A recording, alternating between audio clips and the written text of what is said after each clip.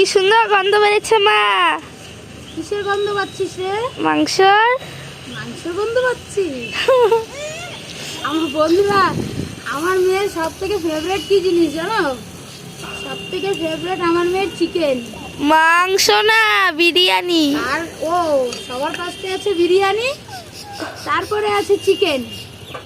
এ chicken হলো ভীষণই favourite.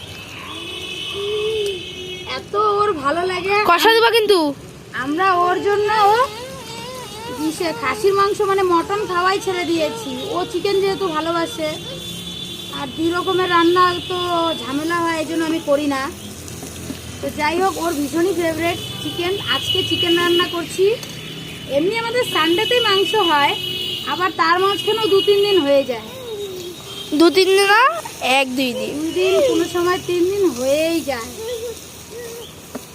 আর এই যে এখন চিকেনটা রান্না করছি। আর আমার ছেলে তো চিকেন খায় না, আমার ছেলে মাছ খেতে ভালোবাসে। বাবা তুমি কি খেতে ভালোবাসো? ওই যে মাম। বলো তো। মাম। আর আমার ছেলে আজকে কি করেছে জানো? বাবা তুমি কি করছো? একটা ডিম রাখছিলাম আমি ঘরে, সেই ডিমটাকে ও বের করে, প্লাস্টিকের মধ্যে ছিল ডিমটা, ফাটায় এরকম চটকায় মটকায় একেবারে সারা শরীরে ডিমটাকে মাখছে। সারা শরীর না, আবার খাইছে। সারা শরীর না বন্ধু, কাঁচা ডিম মুখের মধ্যে একটু হাতের মধ্যে লাগাইছে। একদম সারা শরীর আইস্টা আইস্টা গন্ধ। এখনই করেছে, আমি কিনা রান্না করছি আর ও ঘরে যায় এগুলো শয়তানি করছে না।